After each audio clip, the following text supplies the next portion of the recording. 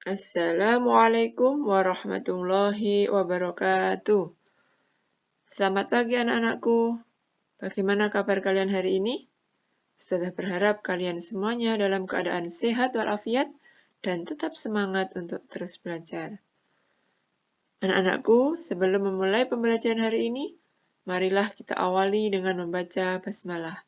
Bismillahirrahmanirrahim. Pada pembelajaran hari ini, kita akan mempelajari tema 2, subtema 2, pembelajaran 2.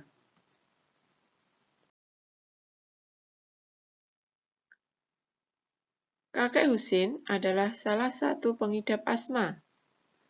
Jika udara sedang dingin, beliau akan kesulitan bernafas. Kakek Husin biasanya akan segera menyemprotkan obat ke dalam tenggorokannya agar dapat kembali bernafas dengan lega. Jadi, organ pernafasan manusia, seperti kasus tadi, dapat terserang penyakit. Jadi, terdapat beberapa penyebab penyakit yang berasal dari dalam tubuh maupun dari luar tubuh.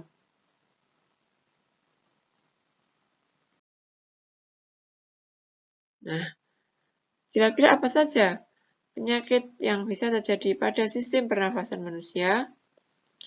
Nah, ada beberapa penyakit pada sistem pernafasan manusia. Di antaranya ada asma, flu, bronkitis, tonsilitis, dan pneumonia.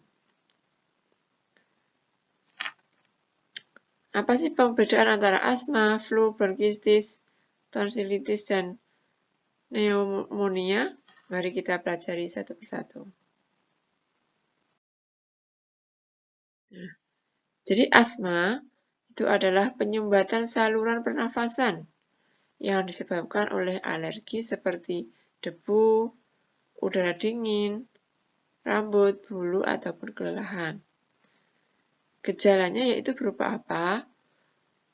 Gejala pada asma, seperti yang dialami oleh kakak Husin tadi, yaitu dada terasa sesak, batuk, nafas terasa berat, dan nafas berbunyi. Itu adalah gejala dari asma. Kemudian pengobatan apa yang dapat dilakukan pada penyakit asma? Nah, pengobatan dapat dilakukan dengan memberikan inhaler. Nah, jadi inhaler adalah alat tersebut berfungsi untuk memasukkan obat ke dalam saluran pernafasan secara langsung dengan cara diisap melalui mulut.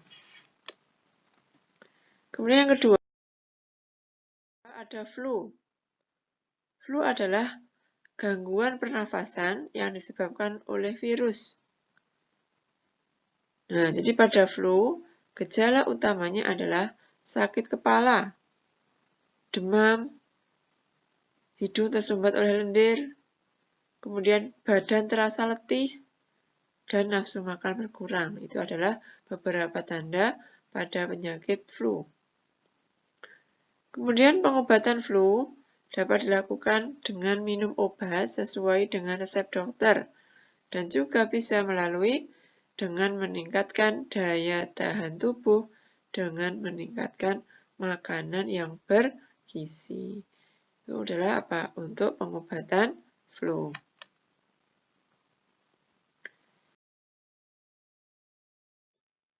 Selanjutnya yaitu bronkitis. Apa itu bronkitis?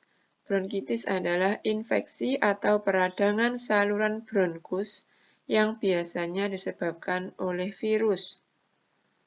Gejala bronkitis itu adalah batuk berdahak, demam, dan sesak nafas.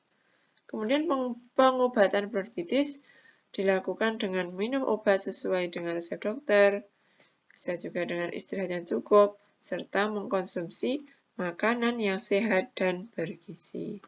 Nah, di sini ada gambar bronkus yang normal seperti ini. Tapi untuk pada bronkitis seperti ini. Nah, jadi di situ ada peradangan saluran bronkus. Ada peradangan yang disebabkan oleh virus. Selanjutnya ada tonsilitis, adalah peradangan pada amandel atau tonsil yang disebabkan oleh virus atau bakteri. Gejala tonsilitis adalah membesarnya tonsil dan menimbulkan rasa sakit. Nah, seperti ini. Jadi ini membesar. Selain itu, muncul selaput putih di sekitarnya. Pengobatan tonsilitis dilakukan dengan minum obat sesuai dengan resep dokter, serta mengkonsumsi makanan dan minuman yang bersih. Ini adalah, nah di sini ada gambar tonsil yang normal seperti ini. Nah, kemudian pada tonsilitis, nah seperti ini. Jadi, pada tonsilitis ini, peradangan pada amandel atau tonsil yang disebabkan oleh virus atau bakteri. Ada peradangan.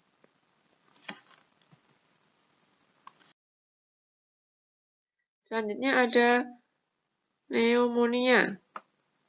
Apa itu pneumonia? Pneumonia adalah peradangan pada bronkiolus dan alveolus karena infeksi bakteri Streptococcus pneumonia, virus ataupun jamur. Nah, kemudian gejala pneumonia itu adalah batuk dengan dahak berdarah, sesak nafas, nyeri dada, dan demam yang tinggi. Kemudian pengobatan pada pneumonia dapat dilakukan dengan minum obat sesuai dengan resep dokter. Nah, di sini adalah yang normal, kemudian ini yang pneumonia. Seperti itu. Di peradangan pada bronkiolus dan alveolusnya.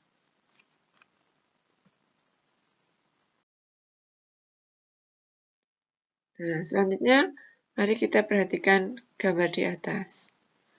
Nah, kira-kira gambar apa ya ini ya? Nah, gambar di atas itu adalah beberapa tarian khas Indonesia.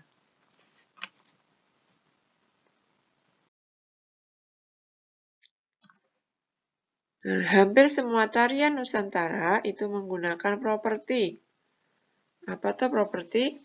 Nah, properti tari itu adalah segala kelengkapan dan peralatan yang digunakan ketika pertunjukan tari. Itu namanya adalah properti tari.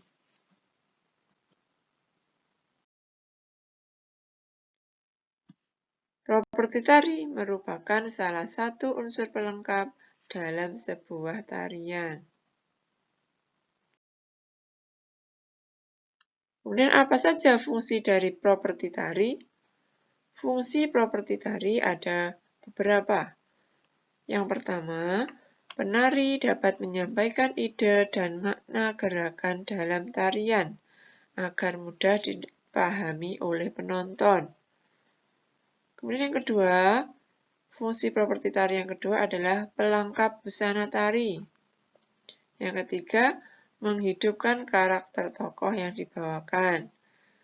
Kemudian yang keempat, menambah keindahan dalam tarian.